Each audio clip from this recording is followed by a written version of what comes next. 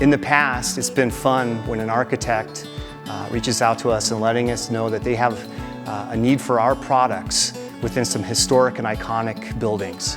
Years ago, we were invited to participate in the Art Institute of Chicago project. Designed by Renzo Piano, going through a major renovation, the architects reached out to us and asked us to provide a fire-rated solution that met their design aesthetic requirements. At the time, we didn't have a system or a solution that met those aesthetic requirements. So we collaborated with the architect and with one of the larger glass contractors located in the city of Chicago and developed a system which we still sell to this day, the Aluminum Series, to meet the design aesthetic requirements. It's neat to look back years later, knowing that what we provided is so important to the building design and that we had an active role in helping provide that solution.